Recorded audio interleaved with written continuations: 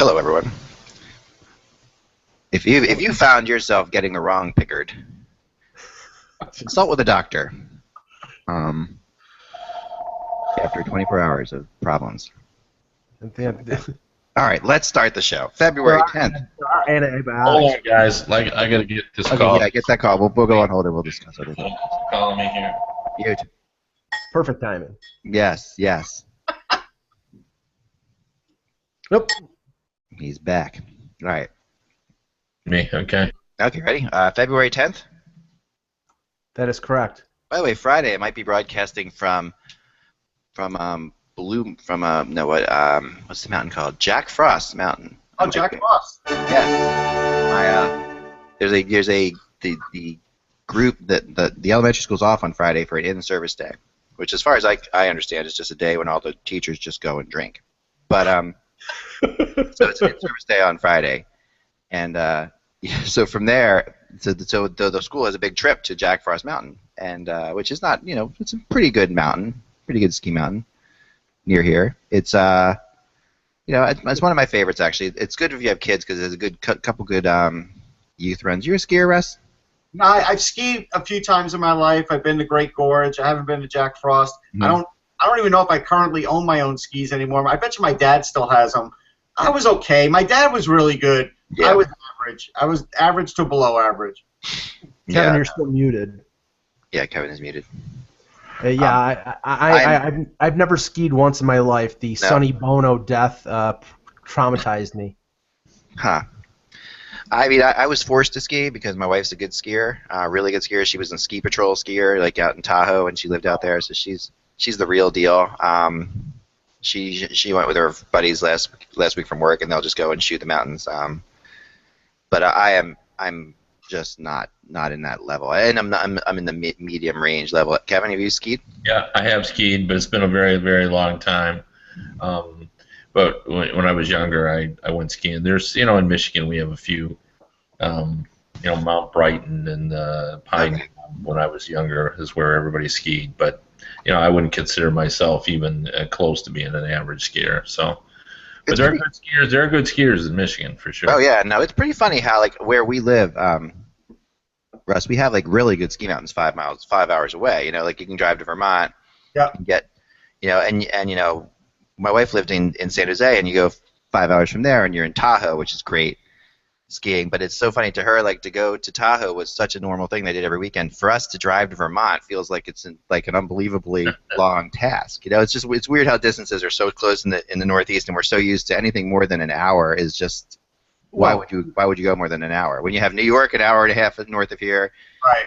Atlantic City and all that an hour and a half away from here. We have two or three ski resorts south of Buffalo that a lot of people go to, but the problem is south of Buffalo is what's considered the snow belt, so you essentially need a Humvee to get to these places. Well, I happen to have one. I know you do. I learned as a little kid how to ski at Bethpage Golf Course, which is now a USGA golf course. We used to sleigh ride there. We used to ski there. Now probably they shoo kids away because they're making too much money on the pro tour. I actually have a good cross country skiing story. Oh yes. When I covered the 1996 Olympics in Norway, one of all the Olympics I've covered, I really haven't been to too many events other than the hockey games. But at the last day, I can't remember how it worked or why it worked, but I went to the figure skating exhibition with a few of my colleagues, and my wife and I were staying in Norway for a couple of weeks, and we sat next to a Norwegian farmer, and we told him that there's two couples from USA Today that were going to stay, and he said, well, what do you plan to do? And I said, we're going to do some cross-country skiing. My wife had done some, and he said, well, I'd be honored, that was the word he used, I would be honored if you'd ski on my farm. So we said, well, yeah, we'd love to ski on your farm. And we said, but we don't have skis, we need to rent them and all that. And he goes, no, just show up. So we show up, we go in the barn, and he's got 150 pair of skis, and he fits us, and we're all off and going. He said, we're going to go to my cottage. And he packs up loaves of bread and stew and puts it in his backpack, and off we go. So, a couple hours later, when we're just dragging, we've been skiing forever, and we're Americans, so we're out of shape and we're tired. We're out in the middle of nowhere, and he pulls up, and he sort of plants his his shovel down on the ground, and he goes, "We're here." And I'm looking around, I'm thinking, "We're here where? You know, there's nothing here." And all of a sudden, he pulls out 2 more shovels out of this gigantic backpack, and me and he says, "Start digging here." And literally the side of the mountain covered up his cottage, and we dug down and dug out his cottage, which was a normal-sized cabin.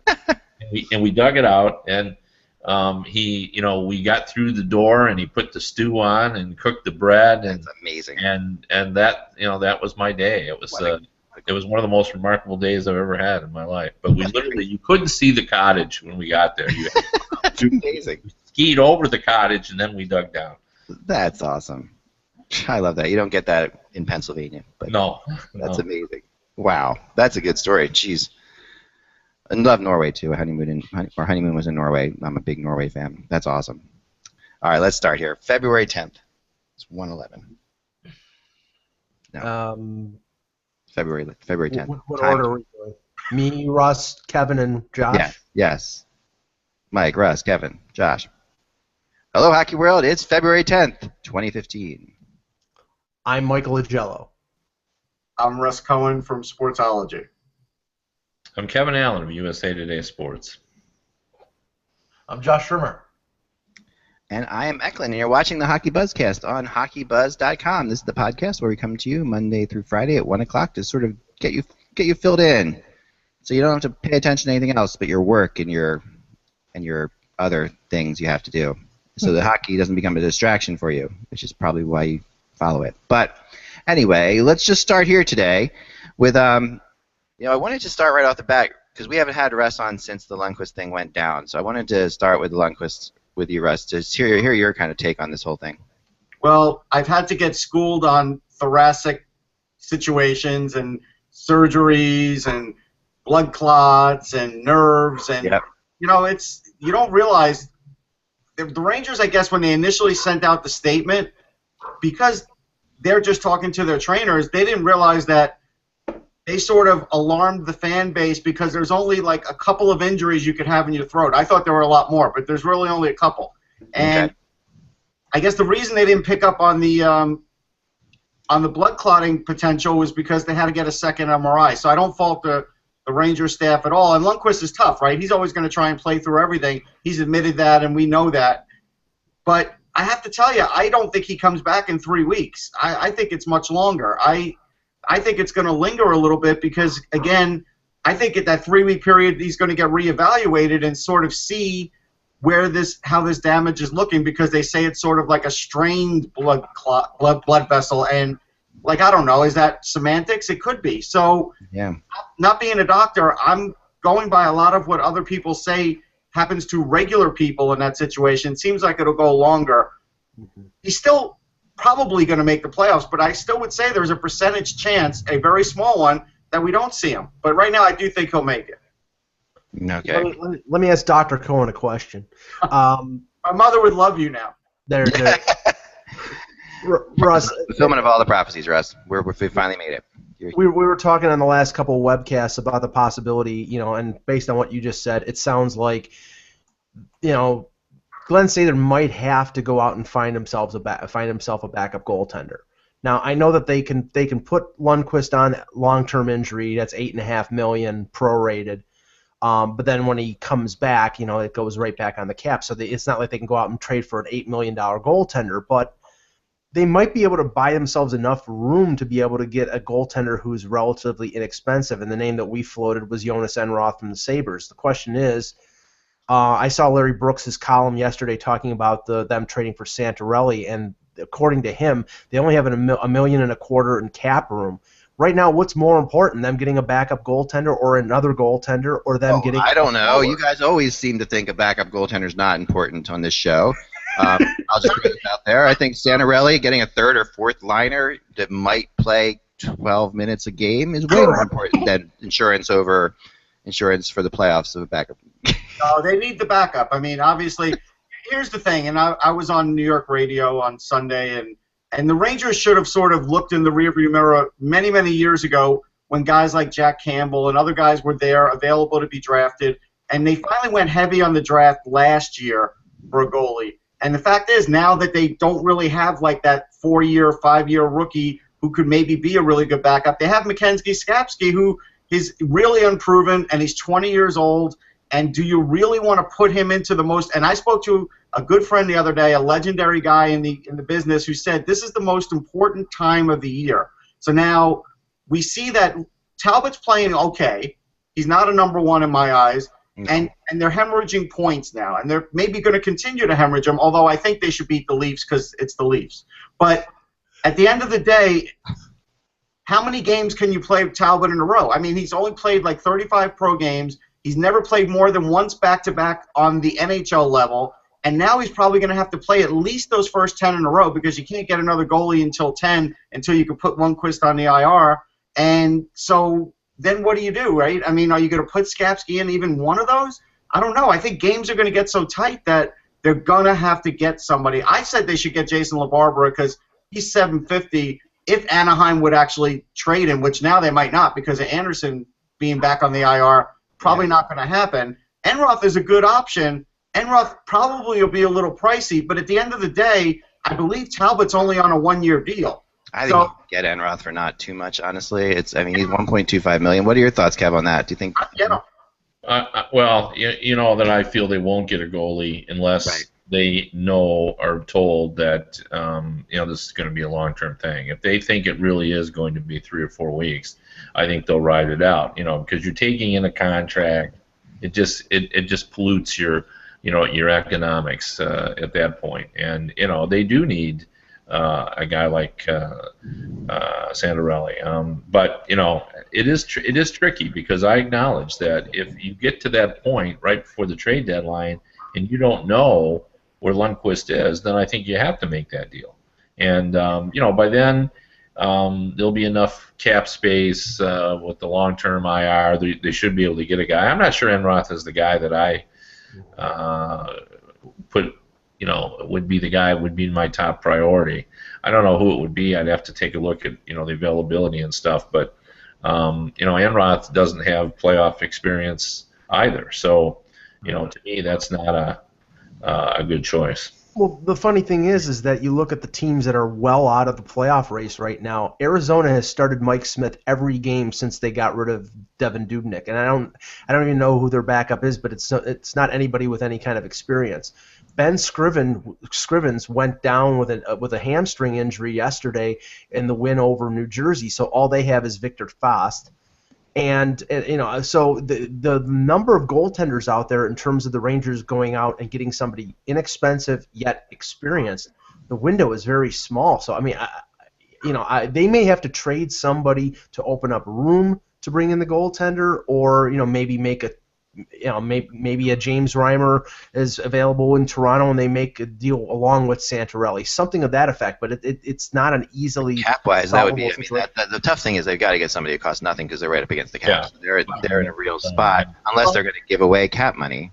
Right, and here's the other trick to it. If you get that guy, let's say it's Enroth, even though he's not playoff experienced, or let's say you got Reimer and he is playoff experienced, then you're pretty much knowing that if the cap doesn't go up next year, that you probably are going to lose Talbot next year because I believe he's on a 1-year deal. And so, that's your other thing that you have to balance. Right. You have to now figure out, is Talbot your guy for, the next 2 or 3 years, or are we in a position where we can possibly fall out of the playoffs or at least fall into the worst possible playoff positioning and just get in by the skin of our teeth and then be in trouble even when Lundqvist comes back? I mean, that's what they have to sort of figure out. A goalie could save their season. Not getting one could kill their season. That's the way I see it. All right, Russ, I'm going to throw this out to you. As the prospect guy, who is the best? When they used to have this thing? Remember, what was his name? Gosh, I forget his name right now. But he came over from Czechoslovakia, a flyer long ago, and he was the best player not playing in the NHL. Yuri Depita. Yuri Depita, absolutely. Good call. Yuri Depita was the best player not playing in the NHL, and that was a big thing all the time. Who is the best player? Who's the best goalie, Russ, not playing in the NHL? I'll go Yaroslav Yanis. I really like him. I know he's a little undersized, and Tampa gave up on him, but if I could bring him over, I think he's in the KHL now. I'd bring him over. Yeah, I mean that's the kind of thing that I would be looking at if I was one of these teams, because you could get him for the minimum. And the Flyers actually, rumor now that Steve Mason had orthopedic surgery today. Orthopedic Oh man, I'm losing my mind. Yes, orthoscopic surgery this morning, and we're still chasing that down to see if that is indeed the case.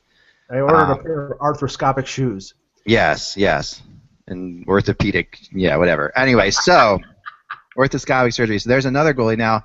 Mason, of course, the Flyers are 9 back, from this whole situation. I mean, the Rangers are up there, but they're. Do you think this is possible to throw them out of the playoff hunt, Russ? Do you think they could fall that far? I do. If Florida decided to get hot, which they're playing a little better lately, if they won like 5 or 6 in a row, we'd be there. Especially if the Rangers only pick up a point and lose a couple more games. It's really all it takes. I mean, it's not an insurmountable lead. And so I think it is possible. Do I think it's possible for the Flyers to get there? It's possible, but it would be like Halley's Comet hitting Earth. But it could happen. Yes, I agree, especially without Mason in goal. I mean, they'd have to go on a serious run without Mason. And one thing that I think is possible now with the potential opening here with the Rangers being vulnerable, I think Florida is, I think, 6 or 7 points out. They may be buyers again. They may think there's enough of a chance of them catching the Rangers that they would go out before the deadline and add a contract or two. Not long-term guys, but rent-a players if they think that will help them in their pursuit of a playoff spot. What do you think, Kev? Do you get a sense that Florida? See, this is my opinion on Florida. I've done a lot of talking because I was hearing yesterday that something was happening with Florida, so I did a lot of time yesterday and today talking to people about Florida. I haven't been able to figure out anything specifically yet, except for maybe some talks with Montreal, and I haven't even nailed that down as to who that's about. But do you think, Kevin, that Florida is a buyer or seller, or my impression is this: that they're neither. That they're in the market. Like they're going to go either. They could go one way or the other. They could sell some guys. They could buy some guys. I think it could go both ways with them. I think you're right on the money on that. I think they have not made up their mind. They want to see where they are as we get closer to the trade deadline.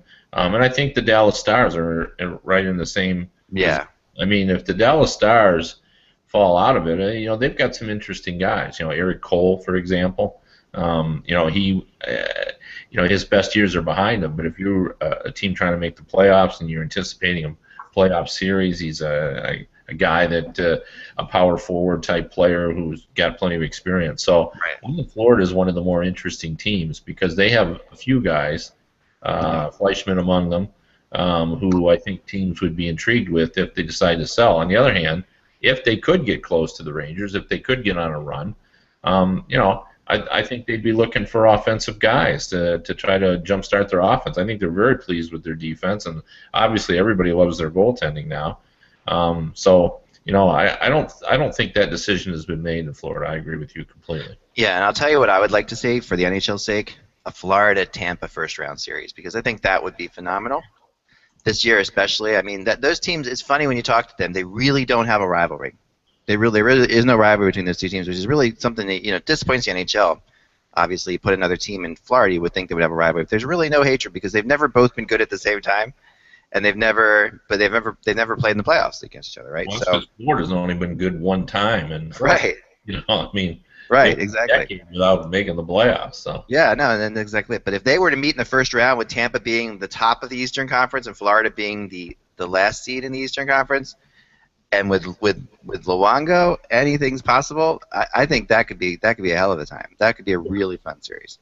So far, it's been a big enough beach for both of them. But yeah, I think Florida's going to be in it. For some reason, I think they're going to end up being buyers at the end. But the parity in the league now makes it very difficult for GMs to make that final decision: am I a buyer or a seller? And that's why when you need a player badly these days, unless you're one of those early adopters and you went and did something a couple weeks ago, it sometimes becomes harder leading up to the deadline to actually get what you need.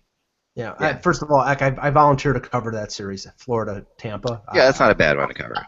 Yes. Second of all, the thing is that there is an inherent advantage right now for the teams who have determined that they are sellers, because there is that group of maybe between 6 and 10 teams that don't know whether they're in the race or not.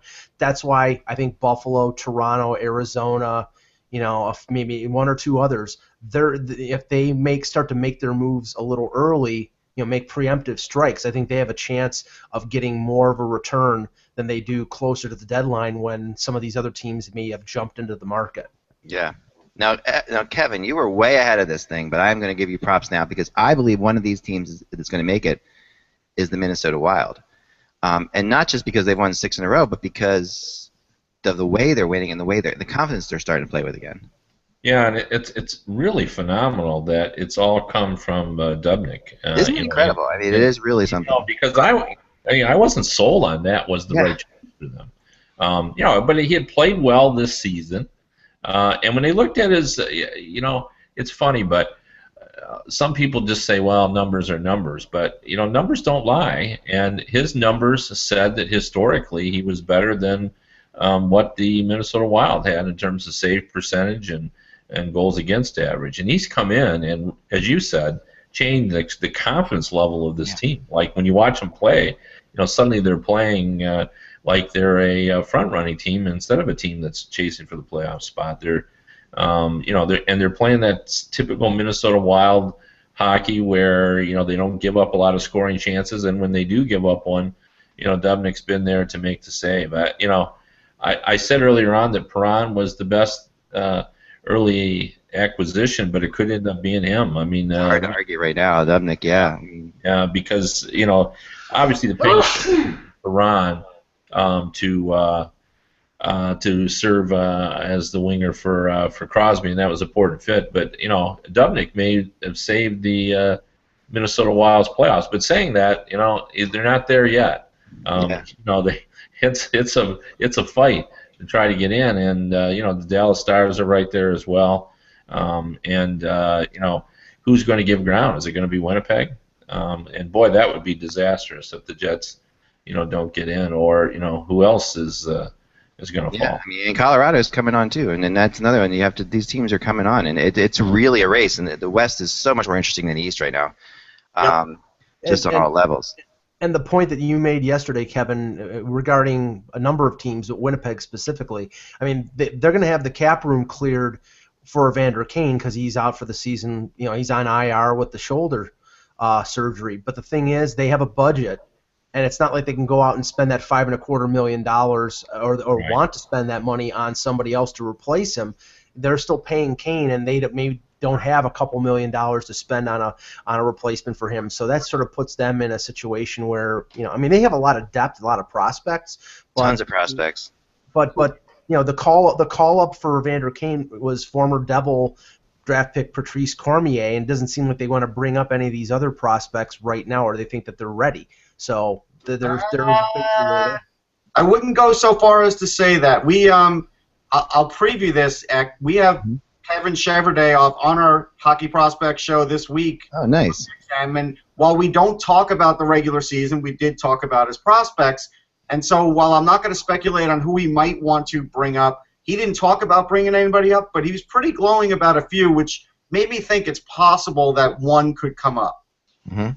Wow, here's kind of an interesting thing that is worth mentioning, particularly with Russ here, because I know he follows other sports as well, and I'm sure he'll have a thought on this. But I find it fascinating that in the NFL, when teams lose a player to cap or some kind of issue, fans just accept it.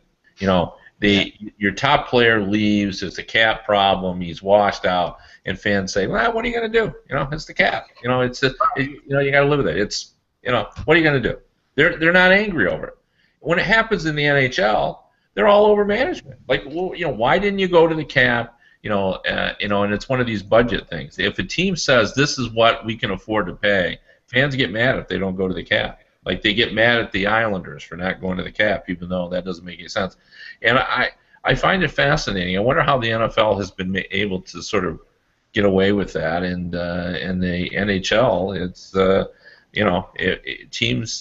fans get mad if cap is the issue that prevents you from doing something. Great one. Russ, what are your thoughts on that first? Go ahead. Yeah, I was going to tell you, I think fans in the NFL have just been conditioned into thinking, well, our players are basically interchangeable. These guys are here for a couple of years, then they get cut, and then they're on another team. So they see a lot of players on other teams, and most of the time, although this year, if you remember, Kevin, New York Jets fans did take the team to task and did put up a billboard outside the stadium to talk about how bad they are and not spending to the cap. So, but that was the exception. I do think that's the exception. Now, being a Met fan in baseball, they're taking tremendous criticism the last couple of years because they have a lot of young prospects and they do need to spend a little bit to sort of either get to the next level or get closer to it or make a big trade with those prospects, and they're doing neither, and they're not really paying anybody. So they're taking tremendous criticism. So I think the NHL is on par with Major League Baseball that way. Even the NBA doesn't seem to have outrage, it seems. Yeah, but on the other side of the coin, conversely, I mean, you have markets like the Red Sox and the Yankees in baseball who are criticized because they're over $200 million. And in the NHL right now, you know, the Bruins, the Leafs, and the Rangers are all up against the cap. And I know in Toronto the criticism is that, you know, they've put themselves up against the cap and they have nothing to show for it. So I think there's criticism on both ends where a team is not spending, you know, is $10 million under the cap, like, or $14 million under the cap, like Ottawa is, and everybody's ripping Eugene Melnyk for being a cheapskate, whereas some people are complaining about Toronto having $3 underneath the cap. So I think there's criticism on both ends. Well, the criticism is on cap management. It's just all-inclusive. You know, if you go too close and you go over and you don't have any flexibility, they're mad at you. And if you don't come up anywhere near the cap, they're mad at you. So. Right, and I think that we've seen that, you know, in a bunch of different situations. And one we're going to talk about in a little bit with Clarkson. Obviously, we're going to discuss that which is definitely ties in well with this. But I wanted to jump on to something else for a second. I don't know if you saw this, Josh, but you know, Scotty Hartnell played his 1,000th game last night. Yep. And not only that, but Kimmo Timonen showed up in this. How cool is this? In Columbus, Kimmo's, you know, working out, trying to get back in shape. He can skate anywhere. Just goes to Columbus to support his friend, you know, who's playing his 1,000th game. You know, Kimmo played 6 years in Nashville with Scott, and then 7 years in Philly with Scotty. And you know, it's funny because if you were to meet these guys separately, you would never think in a million years that they would be buddies. You know, they're completely different. You know, in every which way, and they'll admit that. You know, but Hartnell said, you know, I was walking to the ring and I saw Kimmo walking in. Hartnell said after scoring the 4-3 loss to the Kings, I was like, what are you doing here, buddy? You're supposed to be skating now. It was pretty cool that he surprised me. That's why he's my best friend. Pretty cool. Like, you know, Hartnell's just, you know, I just thought, again, really classy on Kimmo's part. And the Flyers' part for letting him go. I mean, because that also is definitely something the Flyers had to approve, I'm sure. Because he's been working out and he's skating with them every day. So that's a phenomenal story, especially in light of, you know, Paul Kariya not making the retirement for Solani, and you know they were so close, and you know, because he was on a ski trip, and here's in the middle of the season, Timonen going to that's just a great classy gesture on his part. Yeah, and this is why Kimmo Timonen, you know, should if he's healthy enough, should be moved to a team that can play, a team that has a chance to win it, a chance to play. I really want, you know, of all the players, you know, we talk about how, you know, we're not always, when you more you cover the game, the less you become fans of teams, but you always become fans of certain players. Mm-hmm. This is an instance where I want to see Kimmo Timonen win a Stanley Cup. I really do. He's one of those guys that I really want to see win a Stanley Cup, and I, you know, hope that he gets this chance to do it. I get the impression that, you know, that he wants that. He'll be okay taking a trade, and you know, this is the class you get from this guy.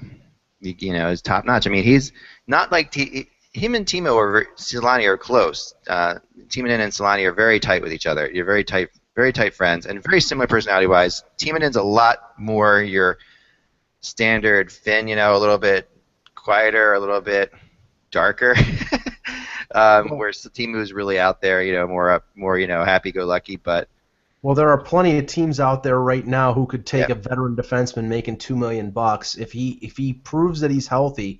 I mean, the team that he's worth a shot. If you've got the cap space, and you know, he's worth a shot, because the team that the Jackets were playing last night is one team that needs one, because Alec Martinez is out right now with concussion symptoms, and on top of him and Voynov, plus Anaheim is looking for defense, Boston is looking for defense. So there are Detroit. I mean, there are a number of teams who could. No, everybody's out there looking for defense right now. But but very, very classy. Let's talk a little bit about Clarkson for a second here. Mike, give us the update on Kelly Clarkson. Wow. Well, yeah, on American Idol yesterday. No. Yes. David Clarkson was healthy scratched for the first time since signing with the Leafs in July of 2013. Yeah, I think it was 130 games he'd played for the Leafs, and this was the first time he was a healthy scratch. They won, so of course now Peter Horachek, the interim coach, is going to stick with the same lineup again today when they play the Rangers. Horachek and Clarkson had a lengthy discussion after the morning skate. And Clarkson made remarks after the morning skate that he believed he was being benched because of the way the team was playing, and didn't intimate that it was anything specific to him. Now, as an observer, as somebody who's watched this team, if you take the list of the responsible parties for the Maple Leafs failings this year, David Clarkson is way down on the list. Is he overpaid? Sure. He's making $5.25 million. His agent did a really good job. They bonus the contract is bonus laden, so it's basically buyout proof. He's got a no move clause, so he can't be sent to the minors. He's right now got 10 goals in 53 games. He's played okay. He's not played great. He's not played terrible. But because of the contract, because he's not scoring 30 goals, and because when he was brought into Toronto, he was proclaimed as Wendell Clarkson, which is something I wrote about today. I mean, they ballyhooed him as the second coming of Wendell Clark, and he wasn't that. The expectation was he was going to score between 15 and 20 goals. He's on pace for that. The problem with this team is not Clarkson. The problem with the team is the core group who is not playing up to expectations, and they're benching this guy because I don't think they can or want to bench the core group because I think eventually they want to trade most of them. So let me throw this out there as a theory, okay? And I don't know if this is what Horachek's doing or not, but we've seen situations before where, I mean, Clarkson is probably one of the more respected guys in that locker room. And he's probably because he's been around the block. Players in the locker room don't necessarily care how much money other players are making. They just see him as a veteran who's been out there, and he's a tough and he's a leader, and that's really why they brought him in. And that's why they paid for him. And they didn't, and you can argue that he hasn't done a good job at that all you want, which is possible. We don't. That's a hard thing for us to even tell because of where we are, but when you bench Clark, when you bench a veteran guy who's a leader, there can be a big ripple effect from that. I mean, Kev, what are your thoughts on that theory? Well, first of all, I think the situation for Clarkson, just in his personal circumstances, to me reminds me of the Marty LaPointe situation when he got the $5 million contract with the Boston Bruins, and Marty LaPointe knew when he signed the contract that he was going to have trouble living up to expectations, and I'm sure Clarkson did as well, because respect is the right word. Like there's a lot of respect for Clarkson, the way he plays the game, what he can bring to the table in terms of having an aggressive physical presence and the ability to score goals in front of the net. But he is not a savior type of person. He's not a player who's going to be a difference maker every night. He's going to be at best a very consistent player. And I do think what's going on here is that there is some shock and awe value to this, I'm sure, from the coaching perspective. I mean, to see a guy like Clarkson being sat, does send a message and does create a sort of a sense in the dressing room. But to me, it's almost wasted. It's like too little, too late. Yeah. I'll say this too, Kev. I'll add this. If there's a time where you want to play David Clarkson, it's against the Rangers. He hates the Rangers. The Rangers hate him. Yeah. They've now made it easier for the Rangers by removing him from the lineup. To me, it's a rookie move by a coach. It's a bad move. Maybe that's the desired result here, Russ. Not to be conspiracy theorist, but I mean, Dion Phaneuf was expected to be back on the weekend, and all of a sudden he's out probably another week. I mean, I'm not insinuating anything. I'm just saying what's out there.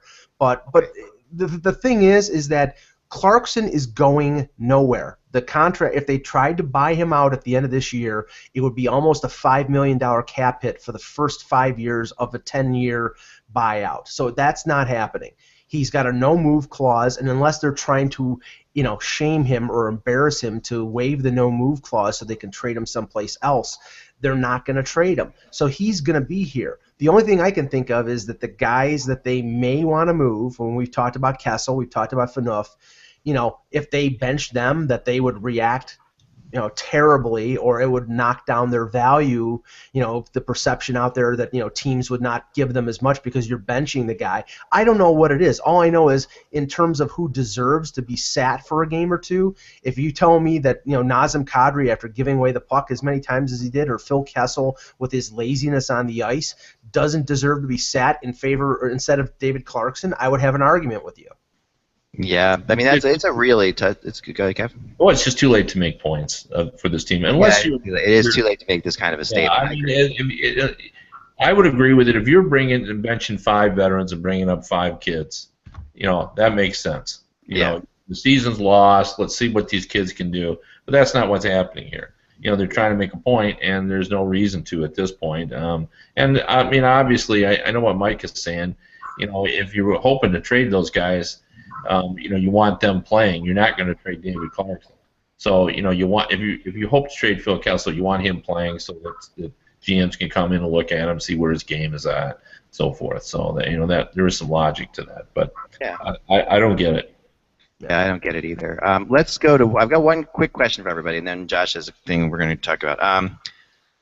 And for years now we've been talking about how the West is better than the East in every which way, right? And so far this year there have been 300 decisions between the West and the East, 300 games.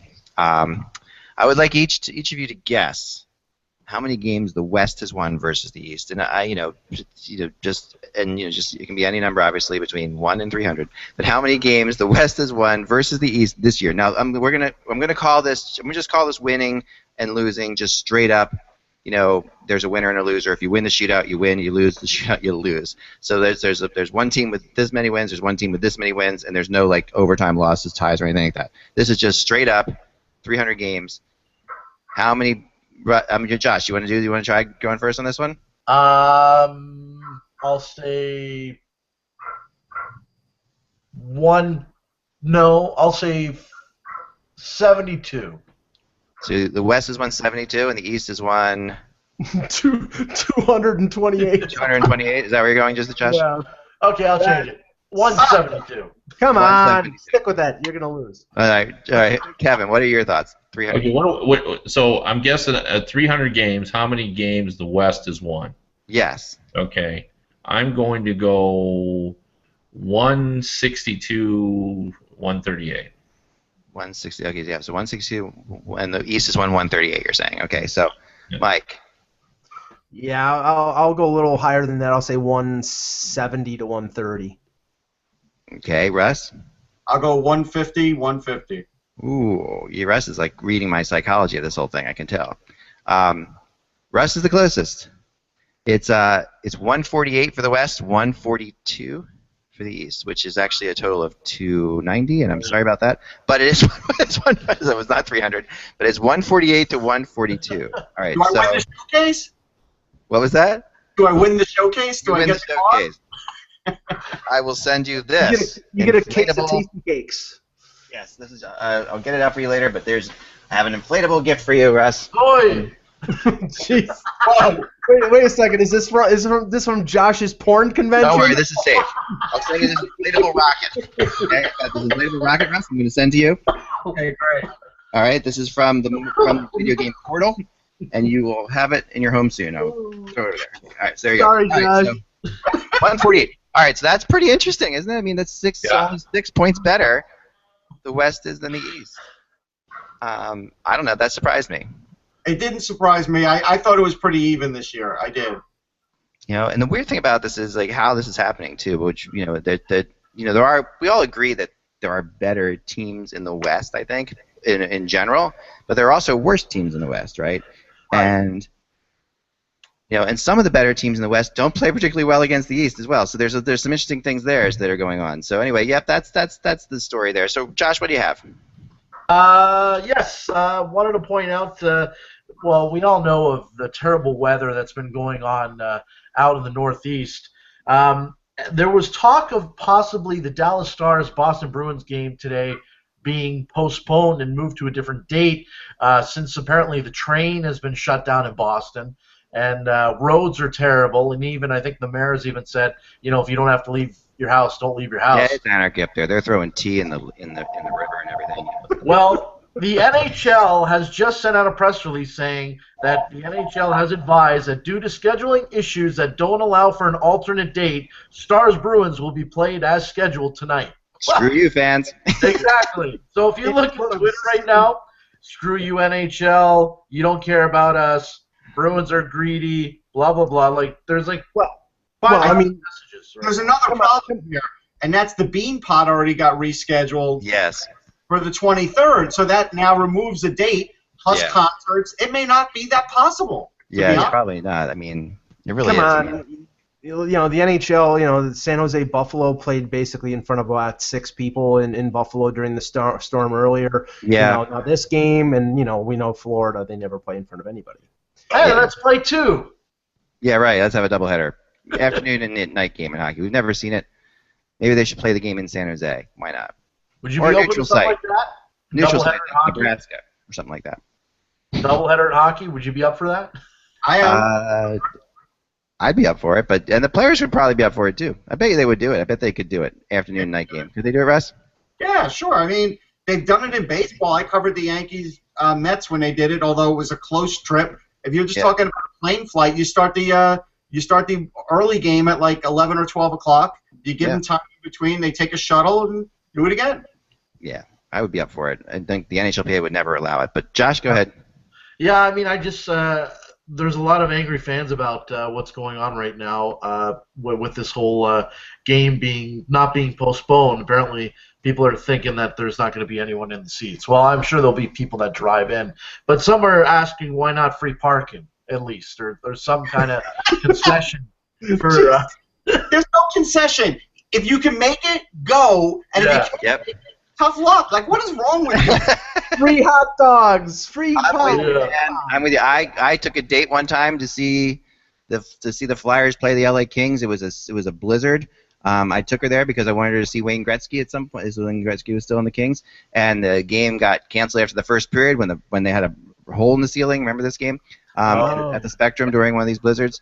And we all got there, and it was fun. It was an experience. It's I guess the best you can do is upgrade your chowder to a bread bowl or something like that. I don't know. Here's the thing: if I can get there. Just because I'm getting free parking doesn't mean I can get there any easier. That's just right. Maybe they just say general admission seating. That's what they need to say. That's usually what they say for these things anyway. Eventually, they just let everybody sit everywhere. But it's a shame because this is a potentially good game. I mean, you're talking about two teams that are. This is not this is not like Arizona and New Jersey getting rescheduled. This is Boston and San Jose. These are two big teams. People live blog it at home like they're there anyhow. There you go. Nice. I don't know what you're talking about, Russ. Josh, continue. Okay, I'll go back to news. A lot of injuries, guys, announced today. A plethora of injuries, actually. We talked about already Steve Mason and what's going on, or what we don't know what's going on in Philadelphia. Taylor Hall in Edmonton expected to miss 4 to 6 weeks with a fracture in his lower leg. Ooh. That developed from his previous ankle injury. That's according to TSN's Bob McKenzie. Poor kid just can't have any luck. I mean, last year was the only year I think I don't think he played all 82, but he avoided the injury bug, if you will, last year. Hall's been in and out of the lineup since midway through January with this ankle ailment, so now they're shutting him down, and why not? I mean, what are the Oilers playing for anyway, right? The Sabres feel very sorry about this injury, and they've agreed to send Cody Hodgson to Edmonton just to help them out. Nice. Also in Edmonton, the goaltender injured last night, Ben Scrivens versus the New Jersey Devils, will be out for the foreseeable future. That's according to the team as well. Wow, that's according to scientists, we can see pretty far into the future. Come on, they're going to shut anyone down that's got a paper cut. But anyway. Yeah. I was mentioning, talking about the Boston Bruins Dallas Stars game. one of the highlights supposed to be in tonight's game, where probably a lot of fans wanted to go, was Tyler Seguin, who returned home if you will, Yes. to play the Boston Bruins for the first time in Boston. Well, apparently he's been sent back to the team hotel, and he's questionable tonight because he has the flu, probably the weather. Mm. Other injury news, Jason Garrison said he feels good. He's ready to return tonight versus the Nashville Predators. Marty Brodeur on unconditional waivers today in order for the Blues to terminate his playing contract. And Order of Canada honorees were just named today's class of distinguished honorees. Jim Gregory, Serge Savard, and the late Pat Quinn. That's good. And Mark Arcabello is getting the Walt McKechnie Award this year because he's been on Edmonton, he's been on Nashville, he's been on Pittsburgh, and he was placed on waivers today by the Penguins, which means he'll probably be on a fourth team probably very soon. Yeah, that's a. So someone just sent me this. It's pretty funny. They just sent me this, Russ, for you, and I think since we have a couple minutes here, we'll do this. You have anything else, Josh? First, sorry. No, that's all. Okay. Good stuff as always. Thank you. Okay, so here we go.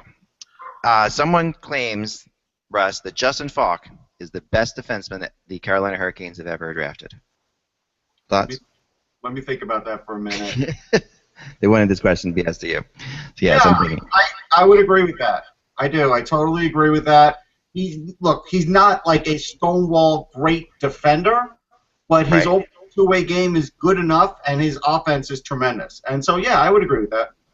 Yeah, no, he's got. I mean, why do we hear his name mentioned in trade rumors, which always baffles me. Like that's the one guy that I would keep him above anybody else on this team. Because teams want him, it doesn't mean they're going to get rid of him. Yeah. Well, what baffles me, talking about defensemen, and your reporting was right on regarding the Myers rumor with Anaheim sort of falling back, because the name out there in terms of being returned back, or at least that's what the Sabres are asking for, is Cam Fowler for Tyler Myers. And I'm sorry, in the estimation of most people, Cam Fowler is a better defenseman than Tyler Myers. So what the hell would Anaheim do that deal for? That makes no sense.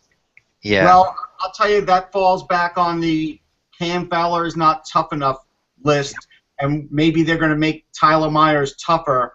And that's the only way that works in my mind, but it doesn't work otherwise. And it's if you have two players that aren't considered tough enough, you might as well go with a player that's definitely better at this point in his career, right? I mean, they might each get tougher, and there's plenty of time for sure. And I think Tyler Myers is going to flourish somewhere else. But I think that this is Cam Fowler. It just seems like the wrong move. The Ducks are a funny team right now because they're trying to do a lot. Like they're in a lot of rumors when you talk to people. They are trying to get wingers, they're trying to get defensemen. And they have cap room. That's the thing. They have cap space. They're a top team. They're a healthy number one goalie, and like they just brought Gibson back up, who I like a lot, but they haven't been playing him. They've been playing him in the AHL, but they haven't been playing him at the NHL. So to expect him to do anything this year in the playoffs is probably unrealistic.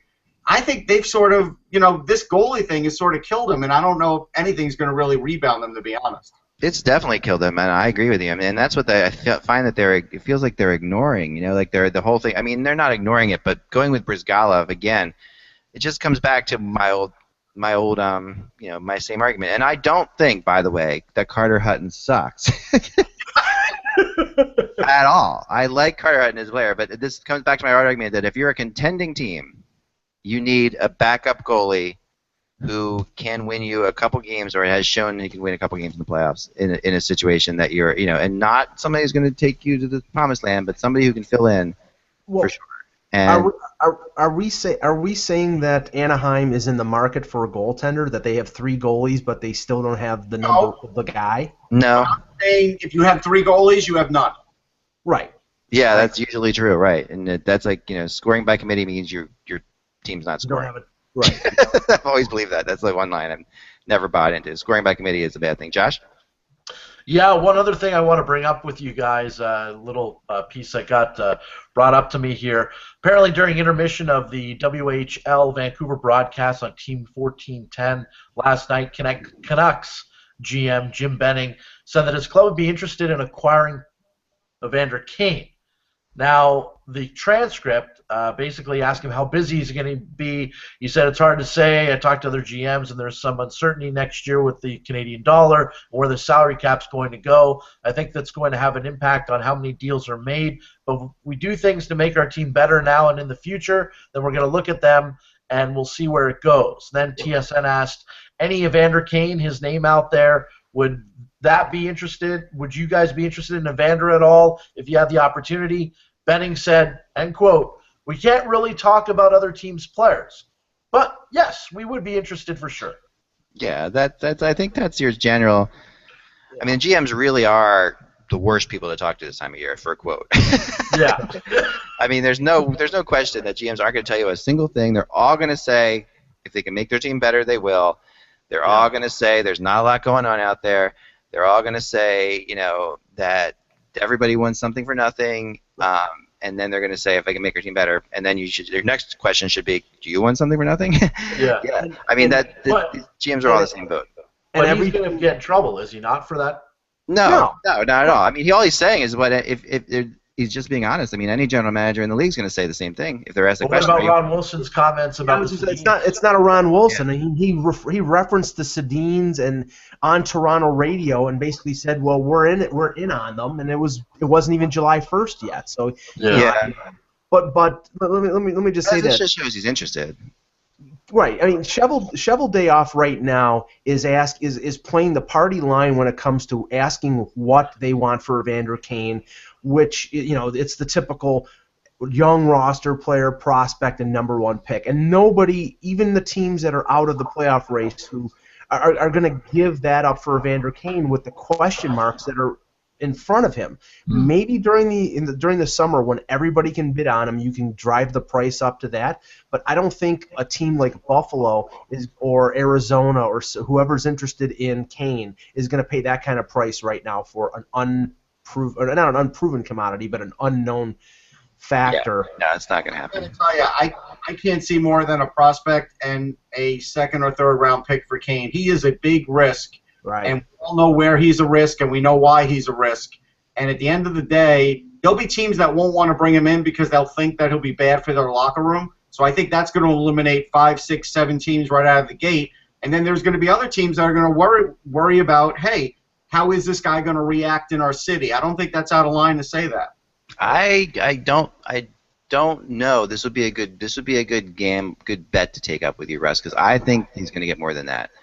I think you're going to see a first-round draft pick, a prospect, a prospect of some kind. I think and maybe depending on the team, what they need. If you're betting me against the possible stupidity of NHL GMs, I'll win every time. I know, that's what I'm saying. It's a safe bet. I'll take this. I'll take these odds. No, I'm saying that enough people are going to. But just based on what you said, you're right. They're going to drive the price up, I'm sure. Yeah, enough people out there are going to look at this like Tyler Seguin. They're going to say, okay, like Seguin was a problem in Boston. Jeff Carter was a problem in Philly, and I think that enough people are going to say these guys can be turned around. Well, I don't think Seguin was the same kind of problem that Kane is, and I'll even go so far as to say I think everybody knew Carter's problem was because of the area. Not necessarily because of his teammates. I don't think teammates dislike Jeff Carter. When you got a half of the team or more that dislike Evander Kane to the point the way they treated him, to me that's a worry. Yeah. That's definitely a worry. And I think everybody knows that Shovel Day Off's feet are going to be held to the fire. They can't come back next September with Evander Kane on that roster. There'll be an insurrection there if Evander Kane is at training camp. Yeah, he will be the talk of one of the talks of the draft. I'm convinced that we'll be talking about Evander Kane a lot at the draft. All right, it's that time again. Everybody's favorite time to run the NHL draft lottery simulator. I have the drum roll ready, Ak. Unfortunately, Kevin is not available right now. This is his favorite part of the show. So far, big money. Columbus. Big bucks. So far, Carolina's. We've done this 4 times. Carolina's won twice. Arizona's won twice, and Toronto's won. Or Arizona's won once. Toronto's won once. So And so Ottawa. far, And Ottawa won once. right? And okay, yes, this is the sixth time, I guess. Is that right? Yep. Okay, the sixth time. So far, Buffalo, despite having a 20% chance, has not won this. So I'm going to run it now, and we'll see what happens. And here we go. And the winner is Columbus. It is Columbus. coming up now. It would be the Columbus Blue Jackets. So the Columbus Blue Jackets, with an 8.5% chance to win the lottery, have won the lottery. Yes.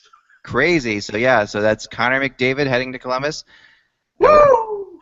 Russ, what would that mean? How would that play out in Columbus? We're assuming now that Columbus would take Connor McDavid. I am assuming that, and I will continue to assume that. It I'll would bet be you a on that lot. one too. Yeah. Listen, if you put McDavid anywhere near Ryan Johansson Yeah. on the same power play, or if you want to move McDavid to the wing for his rookie season, I mean, it's the NHL. I mean, he might not be able to do draws. You don't know, Mike. I mean, No. I'm just saying, potential 1-2 punch of McDavid and Johansson as your top two centers. I mean, my goodness, that would be insane. But yeah, I mean, what you do with McKinnon, right? You might play him on the wing first year. yeah, just to protect him. Yeah, I agree with that, and let him get stronger on faceoffs. But I mean, eventually, 2-3 years down the road, that's your 1-2 center right there. Yeah, that'd be fantastic. That's a Maple Leafs David. And then this Blue Jackets team is bad because of injuries, not because of necessarily a lack of talent. I mean, they've been pretty good when they've been healthy. This team now suddenly with McDavid really becomes a force next year. This could potentially be a team that, I think a lot of people already have them as a playoff team.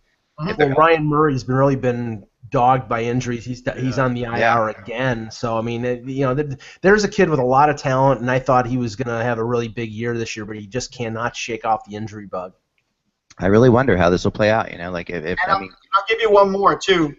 Marco Dano right now is in Springfield, but he's not like your typical young rookie. He's another center. He could be up next year, and he might be ready at that point.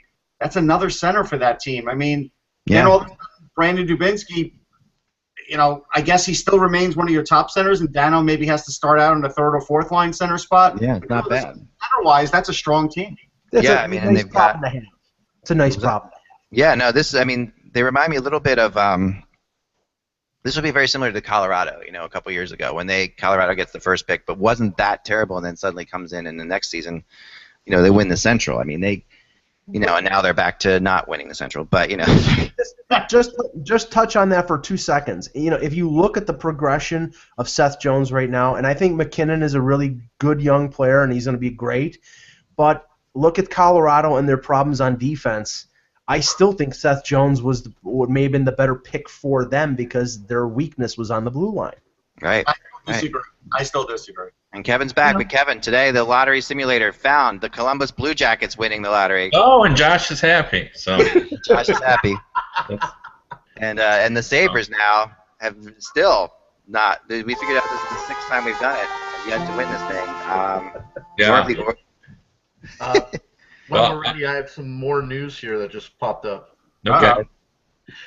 Flyers have announced Steve Mason is out 2 to 3 weeks. Not as bad as expected. Good. All right. That's not too bad, but still, I guess we'll never know if he got surgery or not because no one there seems to want to tell us.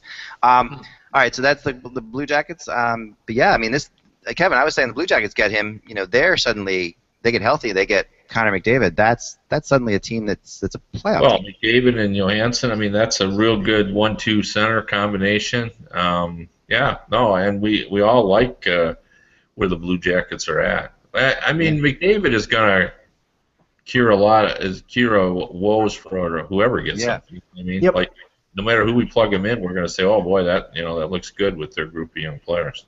What we said before Eck ran the simulator is the fact that the Sabres in now 6 instances have not won the lottery and won Connor McDavid, but in every single one they have gotten Jack Eichel. So they're still gonna get the second. They're still going to get the guy. But what this really does show is, for those of you wanting to tank the season, it's not it's not a given that you're going to end up with that spot. Because so far, neither neither, the two tank teams that, in Buffalo and Edmonton, neither have gotten it. So, there's an 80 for all of their troubles. There's an 80% chance that the Sabres will not get right, which is a pretty good, the number one pick. The other percentage thing that is harder to break down, but what you talk about is if you want to come in top 3 and you're one of those worst 3 or 4 or 5 teams, you're probably going to be in that top 3 or 4. You will. And this draft, you're in really good shape if you're in that top 3 or 4 for sure. But next year, Russ. Next year, Russ, there's speculation that Arizona is positioning themselves to be bad next year. I mean, for Austin Matthews. But the thing is, with the draft rules changing, even if they finish dead last, they could draft as low as 4. So they're not guaranteed of getting Austin Matthews, even if they do a Buffalo Sabres. Yeah, I spoke to Anthony LeBlanc. There's a story that's going to be running tomorrow in USA Today.